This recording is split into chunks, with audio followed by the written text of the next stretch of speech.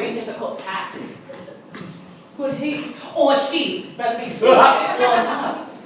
or both? Here are the nominees for Best Director of a Feature Film. Montgomery Pierce, Bucky. I'm not usually in front of the camera. Where did I grow up? Where didn't I grow up? You know? I grew up here. I grew up in Chicago. I grew up in Boston. I grew up in New York. I just grew up in America. Well, you know, I think about the movies that I watched as a kid. You know, the good ones. Smart House, Xenon, Luck of the Irish.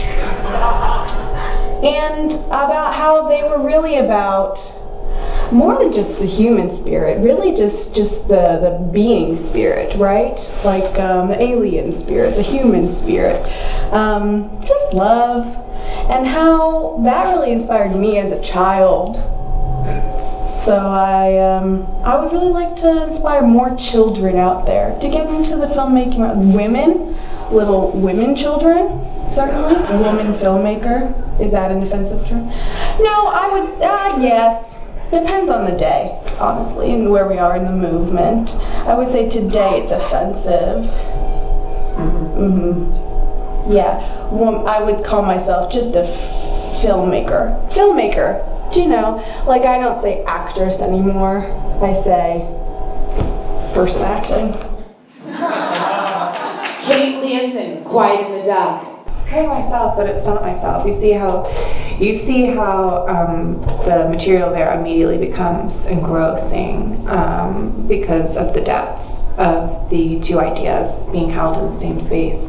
Anyway, my name is Kate Learson. Growing up East Coast, West Coast, what is up, what is down?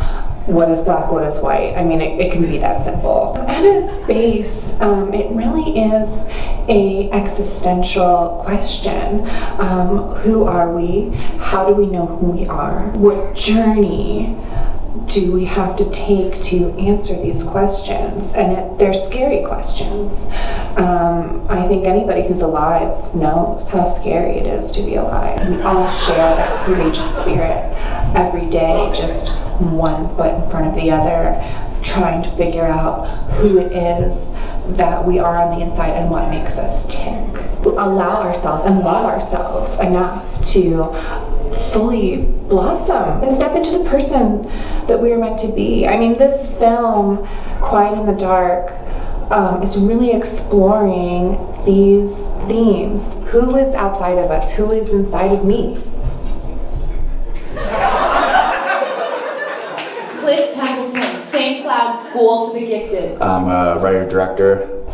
Yeah, I grew up in Oklahoma City, Utah, with lots of brothers, 3 older brothers, 2 younger brothers. Not a whole lot of feminine energy in the household. I started writing family newsletters every quarter, every major holiday. At the end of the fiscal year, I would write a newsletter. And sometimes it would be funny or zany or a bit quirky, a bit offbeat. Sometimes they would rhyme. Sometimes about family members who didn't even exist, you know? My aunts and uncles would be like, who is this? Who is Davies? And I'd be like, he's my brother. And they're like, you don't have a brother named Davey. That's not a member of your family. And I go, but it could have been, because it was written so authentically. You see what I'm saying? I read Uncle Tom's Cabin when I was about 6 years old, and that had a profound effect on me creatively. Well, I started writing plays when I was about 13. You know, I wanted to focus on narrative, move away from topical news within a familial setting, and transition into universal storytelling. I'm a bit of a Ben Franklin. When an idea strikes me, it's paramount. When lightning strikes that key, that's all I can think about. I have to leave whatever I'm doing. I will drop everything I have in my hands and go and write. I don't actually write. I usually go to an open gym and scream, and then as it echoes, I yell, I yell! And then as I hear the elves echoing, I write it down.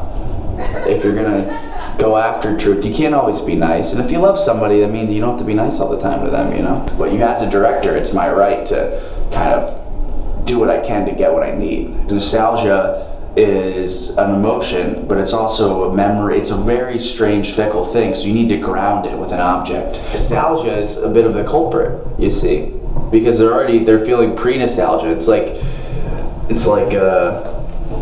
I don't want to compare it to a sexual problem, but it's like having nostalgia for something that you're currently experiencing is strange. And you have to kind of see your way through if you want to find truth, because you sometimes, to go after it as a pursuit of truth, it can feel like, sort of like a logocentric mission a la Captain Ahab, Moby Dick. Steve Dot, mothers and daughters. I mean, I still get chills every time I watch it. I just feel everything they're feeling in their eyes and their bodies. Did I believe they were mother-daughter? How could you not? I mean, no doubt about it in my mind. I'd take a step back and say, Steve Dot. These are actresses. What really inspired it, I was taking a train. I saw a woman's reflection in my train, and it was staring across the window at a woman on my train. And I thought, what if they were mother-daughter? And then I thought, I need to tell their story. Before I'm on set, you can find me with my headphones on or my earphones in and just blasting music to really get my blood pumping and really fuel myself. And it helps me as a feminist just really expand my wings and get ready to film for the day. I have a binder with the equality signal on it. As a feminist, I think it's really important to be able to connect with our inner sisterhood and our inner flower.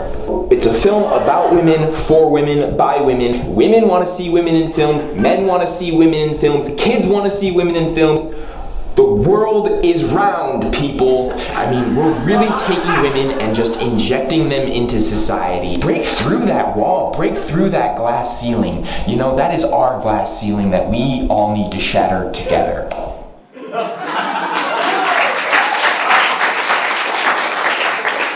Javier goes to Kate Learson, Quiet in the Dark. This is Kate Learson's first Javier Award. This win makes her family the second three-generation Javier-winning family after the Maldonado dynasty.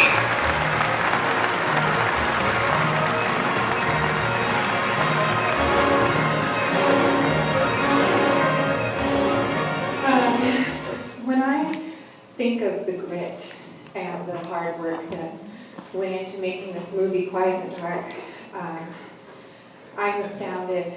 And not only that, but the people who went to see the movie, I mean, this is really, it's because of you.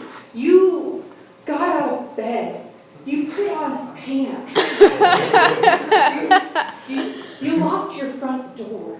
You got into a car or a train or on your skateboard, and you made your way through the urban landscape, and you got to the theater, and then you stood in a line, and you stood in a line, and you forked over your hard-earned cash, and you sat and you watched my movie. And I'm so humbled, not only by all of those actions, but also by the company I keep here tonight. I mean, Cliff, Monty, Steve, God, I share this with you, and when I say that, I mean I share it with myself, and I also, Avery, oh my God, Lori, every artist needs a muse, and for this you are mine, and I have your scar, don't forget. Thank you so much.